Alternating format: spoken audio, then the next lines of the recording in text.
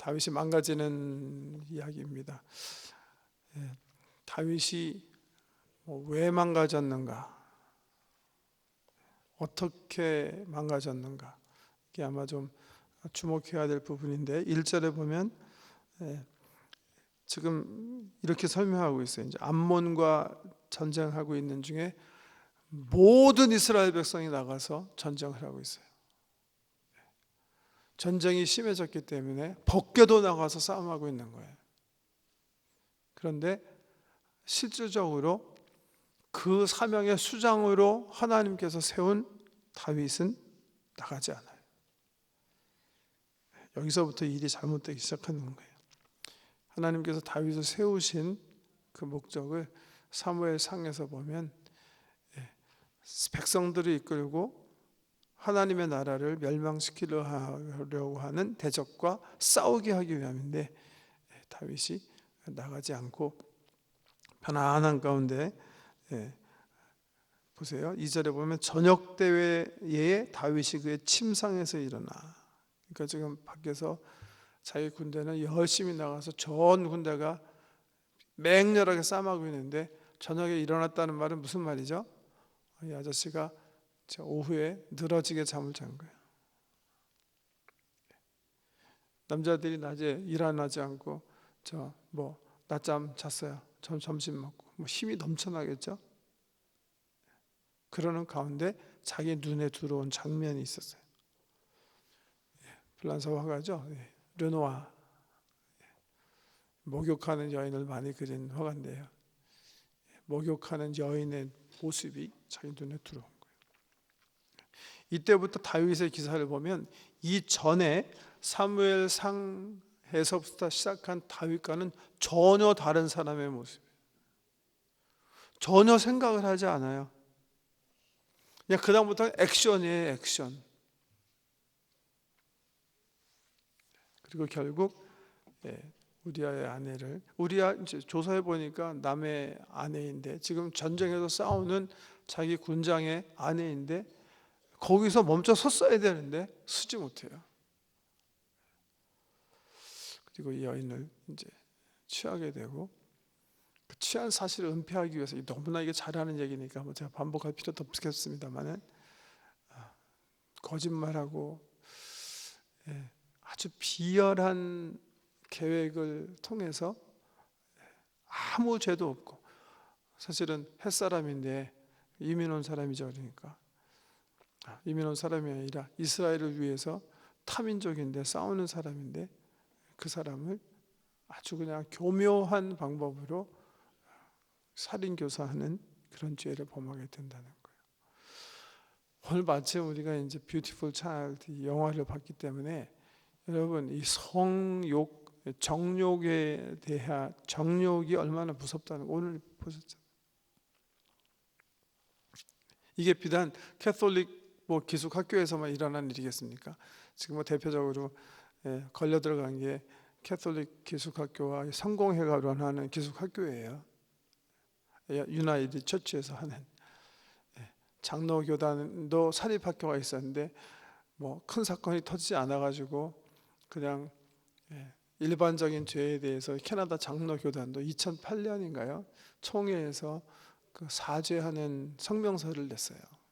우리가 올바른 선교 정책을 가지지 못하고 원주민 문화를 깔보고 너희 문화는 다 우리 백인 문화보다 열등하다고 생각하고 함부로 대하고 한 죄에 대해서 우리가 인정하고 용서를 구합니다. 그리고 이제 손해배상도 이렇게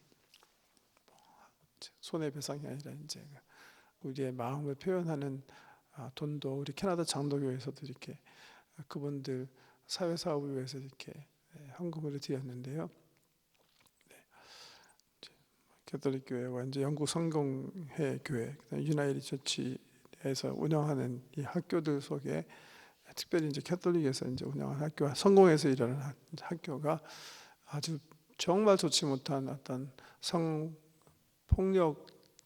이제 드러나게 됐기 때문에 정말 이 교계까지 막 이렇게 보세요. 다윗이 그렇게 실수한 거예요. 정말 하나님의 사람이었잖아요. 하나님께서 정말 마음에 들어 했던 사람인데 그런 실수하는 거예요. 그렇게 정욕이란 것은 여러분 무섭습니다. 지금 이제 전 세계적으로 이제 더군다나 컴퓨터가 발달해서 이 정욕의 문제가 이제 문간방에 왔다고 하는데, 정말 제가 이번 주에 다른 목사님을 통해서 들은 통계 가운데 제가 정말이요? 이렇게 묻게 되는 것들이 바로 그런 것들이에요. 기독교인들이 얼마나 지금 이 포르노에 감염되어 있는가. TV가 아니라 뭐죠? 인터넷 통해 가지고 그 사이트에 붙들려 있는 사람이 얼마나 많은가. 저렇게 듣고서 이렇게 정말 충격받을 정도였던. 똑같이 우리가 다윗의 범죄를 범하는 거고, 조금 이렇게 필름 우리가 본 그 범죄를 하고 있는 거예요. 그런 의미에서 맨 마지막이 굉장히 중요한. 여호와는 다 보고 계세요. 우리 하나님은 우리의 현장에 함께 계시기 때문에 우리 하나님께서 우리가 하는 것을 보고 있다는 사실 기억하셔야 돼요.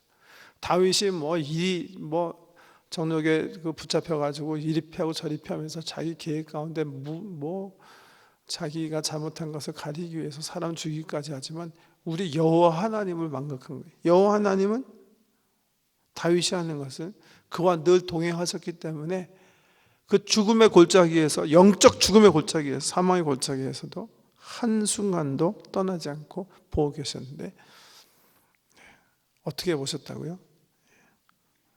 악하게 보셨다고요.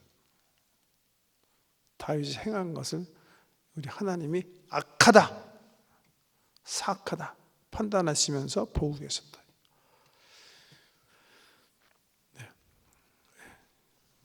특별히 우리 5월달은 가정의 달이기 때문에 정말 이런 어떤 정욕에 빠져가지고 하나님의 마음을 상하게 하고 가정의 질서를 파괴하는 이런 범죄가 우리 가운데서 사라지는 그런 촌모임이 됐으면 좋겠습니다.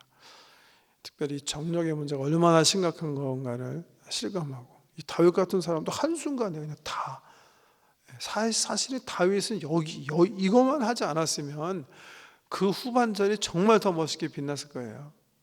근데 이것 때문에 다윗은 철저하게 망가지는 거예요. 아이들까지 다 망가진. 하나님께서 다윗을 끝까지 용서하셨어요. 그렇지만 다윗이 범한 죄의 결과를 다윗은 그의 삶에서 추수합니다. 특별히 자녀들을 통해서 추수해요. 그래서 다윗의 인생의 후반전은 정말 이 전반 40년이 정말 축복의 삶이었다면 그가 죽기까지의 삶은 고통의 현상이에요.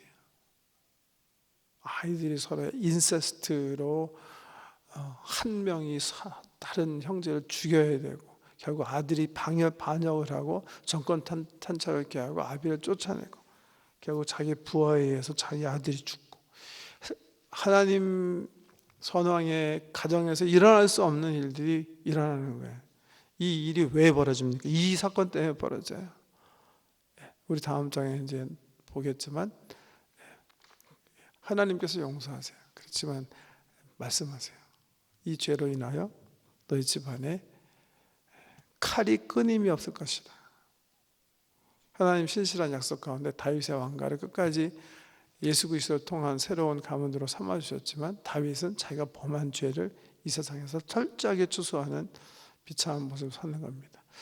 자, 죄의 오염성, 죄가 한번 이제 다윗이 한번 이렇게 눈으로 범죄하기 시작하니까 엄청난 파괴력을 가지고서는 다윗을 억제해 오잖아요. 마치 막 죄라는 게 막 능력 있는 것처럼 다윗이 막 끌려가가지고 결국은 뭐 거짓말하는, 거짓 증거하는 죄, 간음죄, 그다음에 살인죄까지 그냥 이 한 번 조그맣게 시작된 것이 그냥 엄청나게 커져가지고서는 결국 다윗의 가정을 다 망하게 하는 죄의 파괴성, 오염성, 이런 것들을 실감하게 하는 사건입니다. 성경은 뭐 너무나 적나라하게 그런 사건들을 다 기록하고 있는 거예요.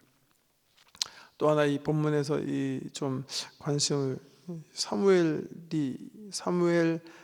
상하 기자가 이 다윗의 얘기를 적는 관점에서 생각을 해보면 이 밧세바에 대한 표현이에요. 성경은 이 다윗이 간음죄를 범한 이 밧세바로 부르질 않아요. 그래서 한두 번 부를 뿐이에요.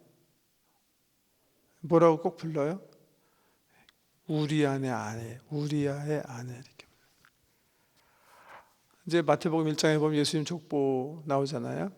예. 아브라함과 그 다윗의 자손 예수의 세계라 해서 시작돼요. 거기도 족보 보면 예수님 족보에 유명한 여자들이 많이 나오죠. 라합 뭐 등등 나오는데 거기서도 밧세바 이렇게 나오지 않아요. 기생 라합은 라합 이름으로 기록되지만 예수님 족보 가운데 나오는 이 밧세바의 이름은 없어요. 하나님 보시기에 이 여자는 우리아의 아내예요. 의인의 아내로 영원히 남는 거예요. 다윗은 영원히 간음죄를 범한 사람으로 나오는 거예요. 죄는 그렇게 무서운 겁니다. 특별히 이제 말씀드린 것처럼 5월달 가정의 달을 맞이해서 이런 어떤 정욕에 사로잡힌 우리의 심령이 이런 말씀을 통해서 이 죄가 얼마나 파괴적이고 무섭고 결국 여기에 걸려 들어가면 우리의 삶을 망칠 수 있다는 것을 좀 심도 있게 나눌 수 있는 그런 시간들이 됐으면 좋겠습니다. 기도하고 떠나겠습니다.